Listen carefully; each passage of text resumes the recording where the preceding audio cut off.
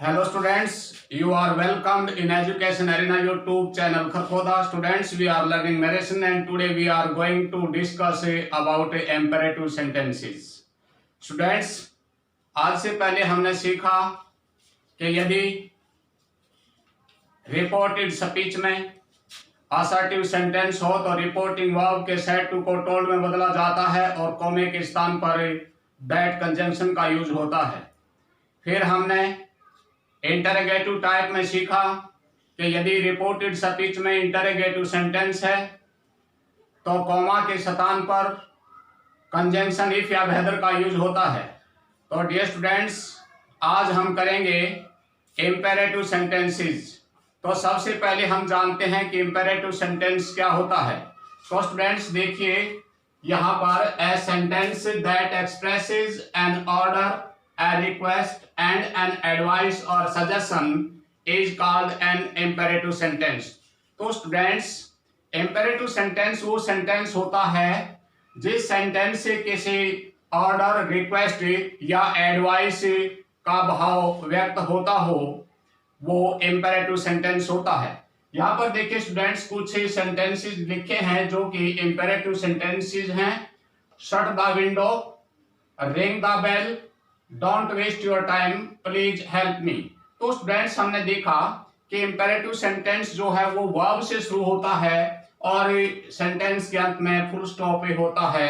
तो यहाँ देखिए स्टूडेंट्स, इन सभी सेंटेंसेज में जो सब्जेक्ट है वो अंडरस्टूड होता है यू।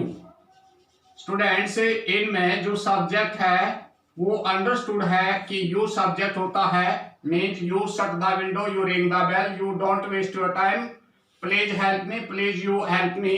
तो स्टूडेंट्स, इनमें जो होता है वो यू सब्जेक्ट अंडरस्टूड होता है। और देखा स्टूडेंट्स कि हर एक सेंटेंसेस में या तो कोई ऑर्डर है या कोई रिक्वेस्ट है या कोई एडवाइस है। तो इस प्रकार के सेंटेंसेस वो इंपेरेटिव सेंटेंस कहलाते हैं। अब हम सीखेंगे कि जब रिपोर्टेड स्पीच में इंपेरेटिव सेंटेंस हो तो उसका इनडायरेक्ट बनाते समय वो कौन कौन से चेंजिंग आते हैं।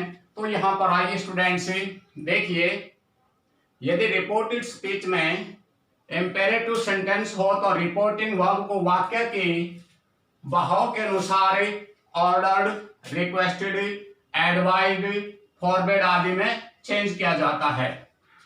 उपदेश वाले वाक्यों में सेड टू को एडवाइज्ड में चेंज किया जाता है। आदेश वाले वाक्यों में सेड टू को ऑर्डर्ड में चेंज किया जाता है। प्रार्थना वाले वाक्यों में सेड टू को रिक्वेस्टेड में चेंज किया जाता है। याचना वाले वाक्यों में सेड टू को बेग्ड में चेंज किया जाता है। सिंपल इंपेरेटिव सेंटेंस है तो सेड टू को आस्क्ड में चेंज किया जाता है। नेगेटिव सेंटेंस में सेड टू को फॉरवर्ड में चेंज किया जाता है। फॉरवर्ड के बाद नोट का यूज नहीं होता। यहाँ देखिए स्टूडेंट्स, फॉरवर्ड के बाद नोट का यूज नहीं होता क्योंकि फॉरवर्ड अपने आप में एक नेगेटिव है। फॉरवर्ड मीन्स किसी चीज को करने से मना करना, इनकार करना। कोमा के स्थान पर टू का प्रयोग किया जाता है। डियर स्टूडेंट्स, हमने देखिए इससे पहले जो हमने असर्टिव या इंटरोगेटिव टाइप जो सेंटेंसेस किए थे उसमें हमने कंजंक्शन का यूज किया था। असर्टिव में दैट का और इंटरोगेटिव में हमने इफ या वेदर का यूज किया। लेकिन स्टूडेंट्स, इंपेरेटिव सेंटेंस में किसी कंजंक्शन का यूज ना होकर के टू का प्रयोग किया जाता है। तो आइए स्टूडेंट्स कुछ एग्जांपल देखते हैं। देखिए, पहला एग्जांपल है the master said to the servant, comma, inverted commas begin, clean the office, full stop, commas close. यहाँ पर देखिए स्टूडेंट्स, जो रिपोर्टेड स्पीच है उसमें हमारा सेंटेंस जो है वो इंपेरेटिव सेंटेंस है। अब इसमें यहाँ पर देखिए मास्टर जो है वो सर्वेंट को एडवाइस तो करेगा नहीं, ना रिक्वेस्ट करेगा। मास्टर जो है वो मालिक को ऑर्डर देता है। तो यहाँ पर हमने सेड टू को चेंज किया। The master ordered the servant, comma के स्थान पर to, clean the office. Students देखिए, ये तो एक ऐसा था लिखा हुआ जो कि हम किताबों में पढ़ते हैं। हर किताब में आपको ये सब लिखा हुआ मिलेगा। लेकिन स्टूडेंट्स, मैं आज एक ऐसा कंसेप्ट सिखाऊंगा, बताऊंगा जिसके बारे में शायद ही आपने पता हो या किसी ने शायद ही आपको बताया हो। तो स्टूडेंट्स मैं आपको वो कंसेप्ट देने जा रहा हूं। देखिए स्टूडेंट्स, यहां पर कंजंक्शन का यूज ना होकर के टू का यूज क्यों हुआ, ये हर एक किताब में आपको मिलेगा कि कॉमा के स्थान पर टू लिखिए, उसके बाद वर्ब की फर्स्ट फॉर्म लिखिए।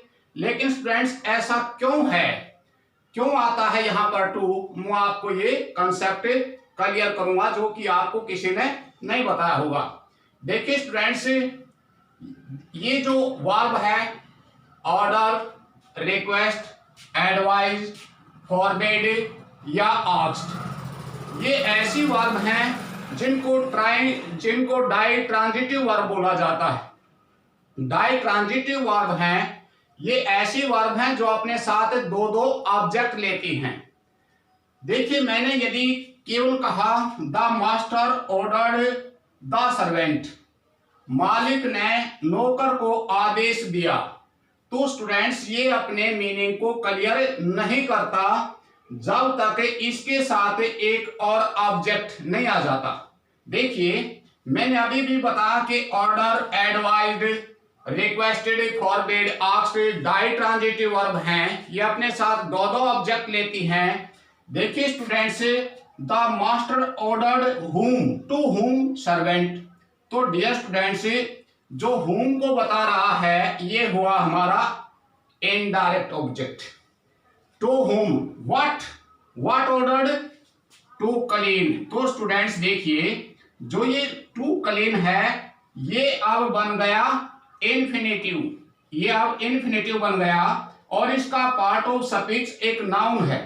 देखिए स्टूडेंट्स, यहां पर ये क्लीन एक वर्ब था, इसमें नो डाउट, लेकिन यहां पर ये वर्ब ना रह करके इसके साथ जब टू लग करके ये वर्ब आई, अब ये बन गया इन्फिनेटिव। इन्फिनेटिव जो होता है वो नाउन का काम करता है। अब डियर स्टूडेंट्स, यहां पर जो टू क्लीन है ये इस ऑर्डर वर्ब का डायरेक्ट ऑब्जेक्ट बन गया, यानी कि ये बन गया इसका व्हाट का आंसर। तो स्टूडेंट्स ये सर्वेंट जो है ये हुआ इनडायरेक्ट ऑब्जेक्ट, ये हुआ इसका डायरेक्ट ऑब्जेक्ट। जो इन्फिनेटिव होता है उनको सेमी वर्ब बोलते हैं, अर्थात अर्ध वर्ब बोलते हैं। इसमें नाउन के भी गुण होते हैं और वर्ब के भी गुण होते हैं और ये अपने पीछे अपना एक ऑब्जेक्ट ले लेता है। तो स्टूडेंट्स देखिए यहां पर ये नाउन का भी काम कर रहा है और अपने पीछे एक ऑब्जेक्ट भी ले रहा है, तो वर्ब का भी काम कर रहा है, तो इनको सेमी वर्ब बोला जाता है, यानी कि अर्ध वर्ब जो नाउन का भी काम करती है और एक वर्ब का भी काम करती है। तो स्टूडेंट्स ये लॉजिक था टू का। अब देखिए हम किसी कंजंक्शन का यूज करते हैं जब दो क्लॉज को हम जोड़ते हैं, तो स्टूडेंट्स यहां तो क्लॉज एक ही क्लॉज है क्योंकि एक वर्ब है हमारे पास, ये भी हमारा ऑब्जेक्ट बना, ये हमारा इनडायरेक्ट ऑब्जेक्ट, ये डायरेक्ट ऑब्जेक्ट और ये ऑब्जेक्ट हुआ इन्फिनेटिव का ऑब्जेक्ट। तो ये तो सारे ऑब्जेक्ट बन रहे हैं, तो वर्ब तो एक है, इसका मतलब है कि ये हमारा एक ही सेंटेंस है, इसमें दो क्लॉज नहीं है, ये एक ही क्लॉज है। और कंजंक्शन आता है दो क्लॉज या सेंटेंसेस को जोड़ने के लिए। तो स्टूडेंट्स देखिए ये बात क्लियर है, यहां पर ये बेशक एक वर्ब थी लेकिन यहां पर अब इसका पार्ट ऑफ स्पीच जो है वो एक नाउन है, ये एक इन्फिनेटिव है और इन्फिनेटिव होता है सेमी वर्ब, यानी इसमें वर्ब के भी गुण और नाउन के भी गुण होते हैं। तो स्टूडेंट्स ये कंसेप्ट था यहाँ पर टू का, जो आपको किसी भी बुक में नहीं मिलेगा। वैसे तो कितना इजी है, कॉमा के स्थान पर टू लगाया, वर्ब की फर्स्ट फॉर्म लिखी और सेंटेंस लिख दिया, लेकिन स्टूडेंट्स ये मैंने आपको कंसेप्ट बताया कि टू क्यों आता है और क्यों इसमें कोई कंजंक्शन का यूज नहीं होता। होप स्टूडेंट्स आप समझ गए होंगे। नेक्स्ट चलिए, the teacher said to him, comma inverted commas begin, don't waste your time, full stop commas close. तो स्टूडेंट्स यहाँ पर मनाही की गई है कि समय बर्बाद मत करो, डोंट वेस्ट योर टाइम। तो स्टूडेंट्स ये नेगेटिव सेंटेंस हुआ, इंपेरेटिव सेंटेंस है, तो क्या बना, the teacher advised him not to waste his time. देखिए स्टूडेंट्स अब यहां पर ये डू नोट को नोट टू में चेंज हुआ। क्यों हुआ? क्योंकि हमने एक डायरेक्ट ऑब्जेक्ट की जरूरत थी वर्ब एडवाइज्ड के, ये तो हुआ इनडायरेक्ट ऑब्जेक्ट, तो हमने जरूरत थी इनडायरेक्ट ऑब्जेक्ट की, और इनडायरेक्ट ऑब्जेक्ट बनाने के लिए हमने इस वेस्ट के साथ टू लगाना पड़ेगा इसको इन्फिनेटिव बनाने के लिए, इसलिए इसके साथ ये टू यहां पर आया। तो क्या बन गया? The teacher advised him not to waste his time. Clear students? अगर हम इसको दूसरी तरह से बनाए फॉरबेड से, तो स्टूडेंट्स देखिए, the teacher forbade him to waste his time, यहां पर नोट नहीं लगेगा स्टूडेंट्स, क्योंकि फॉरबेड अपने आप में एक नेगेटिव है। फॉरबेड होता है किसी कार्य को करने से मना करना, नेगेटिव है, तो हमने नोट की जरूरत नहीं रही। The teacher forbade him to waste his time. Next चलिए, he said to her, comma, inverted commas begin, please lend me your camera, full stop, commas close। Students please है, अब ये एक रिक्वेस्ट वाला है, तो स्टूडेंट्स said to को हमने रिक्वेस्टेड में चेंज किया। he requested her, कॉमा के स्थान पर टू लैंड। अब देखिए स्टूडेंट्स यहां पर मी फर्स्ट पर्सन का ऑब्जेक्टिव केस है, change according to subject, subject है ही, तो ही का ऑब्जेक्टिव के स्टूडेंट्स हिम हुआ, लैंड हिम। अब देखिए यहां पर यूअर सेकंड पर्सन का जो है पॉजिटिव एडजेक्टिव है, और चेंज अकॉर्डिंग टू ऑब्जेक्ट, तो स्टूडेंट्स हर, तो यहां पर हो गया her camera. He requested her to lend him her camera. Ram said to Rohit, comma, inverted commas begin, open the window, full stop, commas close. Friends देखिए इसमें हम कोई भी सेंस नहीं दे रहा, ना तो रिक्वेस्ट की, ना ऑर्डर की, ना एडवाइस की, तो ये एक सिंपल इंपेरेटिव सेंटेंस हुआ। सिंपल इंपेरेटिव है तो सेड टू को आस्क्ड में चेंज करिए। Ram asked Rohit to open the window. The principal said to the peon, comma, inverted commas begin, ring the bell at once. तो स्टूडेंट्स प्रिंसिपल पियोन को order करता है, तो सेड टू को change into ordered. The principal ordered the peon to ring the bell at once. The commander said to his men, comma, inverted commas begin, march forward, full stop, commas close। तो students commander जो है अपने आदमियों को, अपने soldiers को, सैनिकों को ऑर्डर देता है, तो यहाँ said to change into ordered। The commander ordered his men to march forward, full stop। तो स्टूडेंट्स ये थे हमारे आज के इंपेरेटिव टाइप सेंटेंसेस, किस प्रकार हम डायरेक्ट से इनडायरेक्ट में चेंज करते हैं।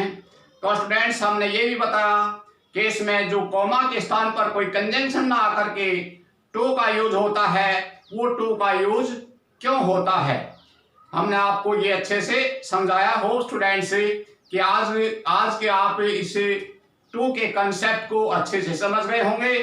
Thank you.